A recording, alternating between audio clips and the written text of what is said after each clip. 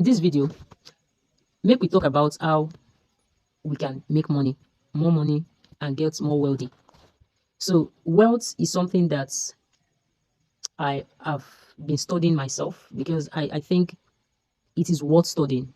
If it were to be easy, all of us would be wealthy, all of us would be rich. So because some people rich, some people poor, then definitely is a sign that there's a knowledge and a wisdom behind it that needs to be studied.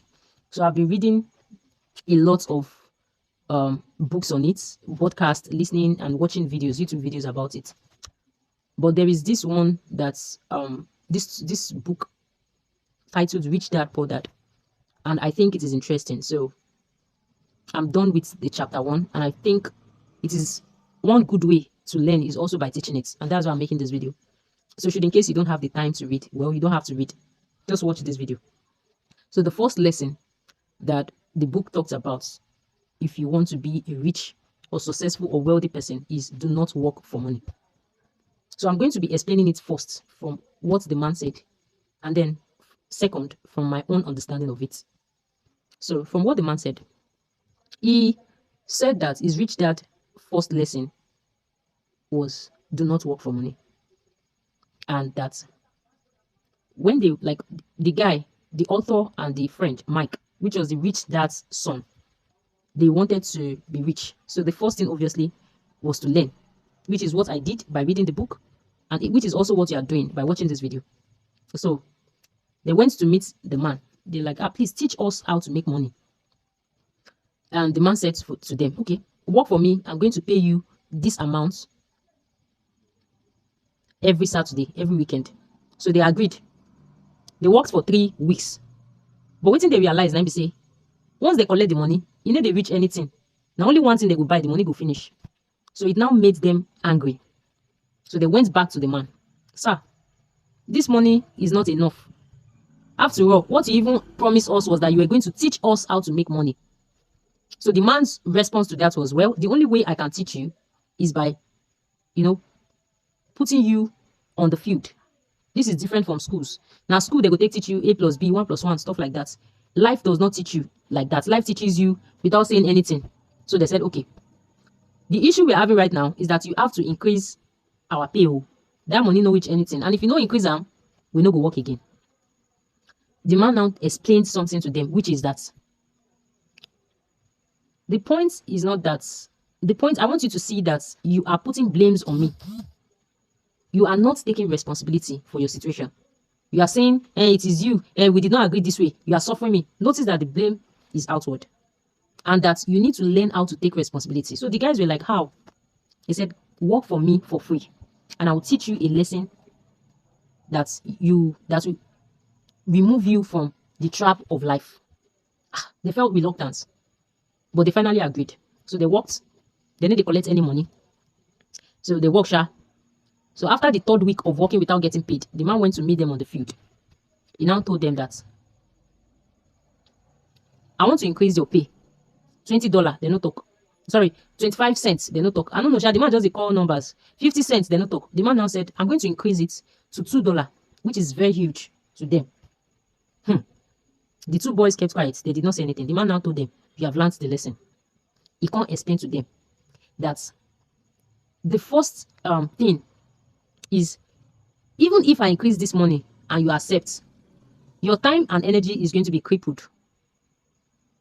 You have a lot of money, but then again, there will be greed because you go on buy house, you go on buy car, you go on fuel the car, you go on do everything, you go on marry, you go born.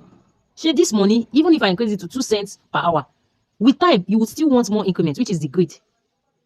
But now that you have declined it, you have realized and you have learned the first lesson, which is do not work for money. Because money is never going to pay you enough for what you want. It is only going to make you desperate.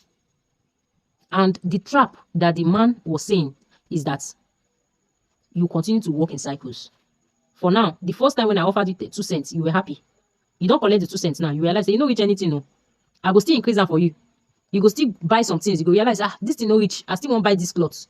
You still ask for more like that. You are working in cycles.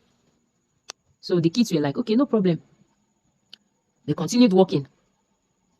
And eventually, you get one day, they thought or they saw an opportunity. So that opportunity, all they required was just like to think, to arrange, and then to employ someone that is going to help them, which was what they did.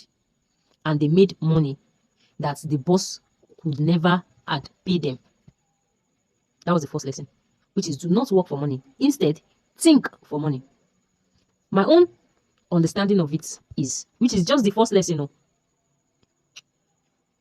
to break it down in my own words now, is that for every problem we get, let's take for instance money. It's a problem. When we process this problem with our thoughts, the next thing obviously is to want to work. And if we are already working, if we process it with our thoughts, the next thing is to want to quit. We either want to work or want to quit. This is the only two options that is available for the mind.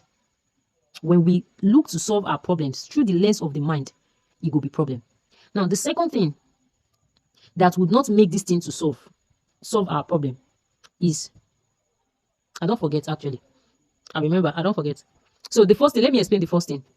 When you're working for money, just like I've explained in that man's words, you will never get satisfied. You want more. The solution to one problem will cause another problem, right? Now, so you go take the beach, website, you go the round for the same thing. Now, what you need to do instead is to, the way I want to talk now is it goes against solving problem from our minds or from our thoughts, goes against the law of the universe, which is for every good, there's a bad. For money, there will always be a time when you are broke. You go get time we say the money go dey come. You go get time we say you no go come as you take the come, which we can also categorize as brokenness. In this situation, what do you do? That's number one. If you look at life, sometimes rainy season go dey, sometimes hot season dey. There are seasons. So when we identify a problem, oftentimes what we do is that we focus on that other season where we no like. We will come talk say we want solve am, which goes against the law of the universe. And there's no how you can win against something that is natural. Now, what Roberts or what the author is now saying is that instead of reacting from your thoughts, why not sit with it? Sit with the thought. Now, what happens when you sit with that thought is that you will now become so clear of your desire, of your real desire. Now, you are not attempting to solve the problem, but you are so clear on your real desire. Let's take, for instance, you are broke. Good. That's the problem. So when you sit with that brokenness long enough, you realize, like, what is my desire? What do I desire? Well, I desire freedom. And then you realize, like, it's no longer brokenness, but freedom. Now, what does freedom mean to me? You start breaking this thing down until you get clear.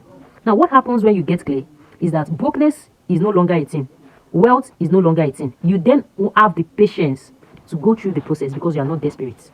Remember, know yourself and know peace. Second lesson in the next video.